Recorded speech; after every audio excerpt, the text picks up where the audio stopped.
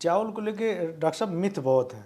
एक तो मिथ यही है कि चावल खाने से शुगर होता है, तो इसको भी मैं चाह रहा हूँ कि थोड़ा ये बहुत का मिथ है, ये कॉमन एक परसेप्शन है। तो ये वाकई ये होता है या गलत बात है? कुछ इसमें कुछ हद तक सच्चाई भी है और कुछ हद तक भ्रामक प्रचार भी इसके बारे में किया गया है। और मैं इसको थोड़ा सा स्पष्ट करना चाहूँगा कि भोजन के अंदर जब कोई भी भोजन हम खाते हैं तो खाने के बाद हमारी ब्लड में शुगर का लेवल जो है बढ़ता है। हाँ। और उसके आधार पे एक पैरामीटर विकसित किया गया जिसको हम ग्लाइसेमिक इंडेक्स या GI बोलते हैं, ग्लाइसेमिक इंडेक्स। बिल्कुल। तो ग्लाइसेमिक इंडेक्स के आधार पे किसी भी भोज्य पदार्थ को हाई, मीडियम या लो GI में किया जाता है।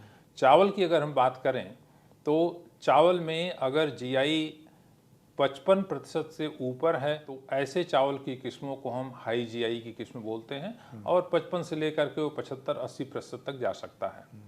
कुछ किस्में ऐसी हैं चावल की जिनमें की GI ग्लाइसेमिक इंडेक्स 55% से कम होती है, जिनको हम लो GI में रखते हैं। और कुछ किस्में ऐसी हैं अभी हाल में विकसित की गई हैं अंतर्राष्ट्रीय चावल अनुसंधान केंद्र IRI के द्वारा, जिनमें GI जो है 45% से भी कम है, उसको हम अल्ट्रा लो GI बोलते हैं। लेकिन इस बात के ऊपर भी निर्भर करता है कि चावल को हम किस प्रकार से खाते हैं।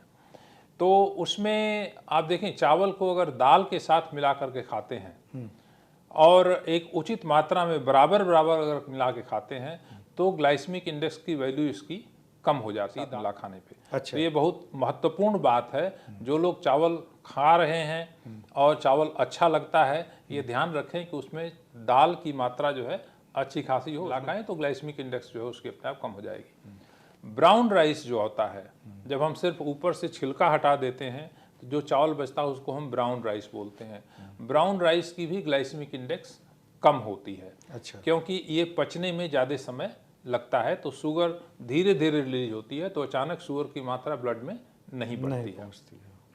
उसी तरह से जो पारबॉइल्ड राइस है, जिसको उसिना चावल या सेला चावल हम बोलते हैं, और किसी भी चावल की किस्म का बनाया जा सकता है। ऐसा नहीं कि हम कोई विशेष किस्म इसके लिए होती है।